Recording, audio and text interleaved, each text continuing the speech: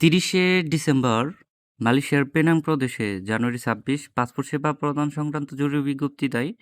এটার অ্যাপয়েন্টমেন্টের লাস্ট সময় হচ্ছে ৮ জানুয়ারি এবং ওনারা সার্ভিস দিবে অথবা আসবে হচ্ছে ১০-১১ এবং ১০-১১ জানুয়ারি। একটা হচ্ছে পেনাং জর্জটাউন এলাকা, আরেকটা হচ্ছে পেনাং সিবিএল মানি ট্রান্সফার।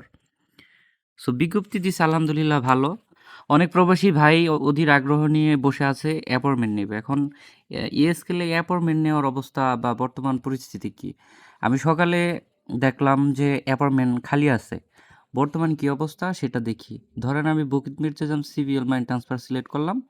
এখানে সার্ভিসের জায়গায় পাসপোর্ট সিলেক্ট করে নিচের দিকে দেখতে পাচ্ছেন যে স্লট তারিখ, এখানে যদি একটা ক্লিক করেন দেখতে পাচ্ছেন যে ১০ এবং ১১ তারিখ লাল কালারে চলে আসছে, তার মানে অলরেডি বুক ফিল আপ হয়ে গেছে। এন্ড আমার প্রশ্ন হচ্ছে ৩০শে ডিসেম্বর যে বাংলাদেশ হাইকমিশন বিজ্ঞপ্তি প্রদান করছে, তো ৩০শে ডিসেম্বর তো আপনার এই অ্যাপয়েন্টমেন্টটা খালি রাখেন নাই, খালি রাখছেন আজকে ৬ জানুয়ারি সকালের দিকে হয়তো খালি রাখছেন কিছু সময়, তারপরে আবার বন্ধ করে দিচ্ছেন। এটা এখন আবার টোটাল বুক হলো কিভাবে, এবং এটা আপনাদের সার্ভারের সমস্যা কিনা?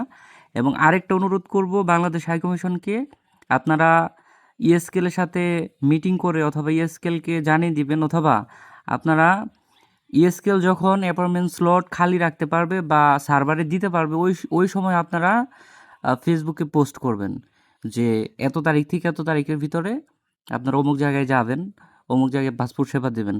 কেননা আপনারা ৩০শে ডিসেম্বর দিয়েছেন হচ্ছে নোটিশ, এখন পর্যন্ত অ্যাপয়েন্টমেন্ট খালি পাইল না।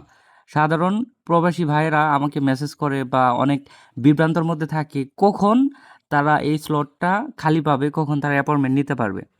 সো যখনই নেক্সট টাইমে আপনারা বিজ্ঞপ্তি দিবেন তখন ইএসকেলকে বলে দিবেন যাতে করে এই ইএসকেলের স্লটটা চালু রাখে, ইএসকেল অ্যাপয়েন্টমেন্ট স্লটটা চালু রাখে। ধন্যবাদ।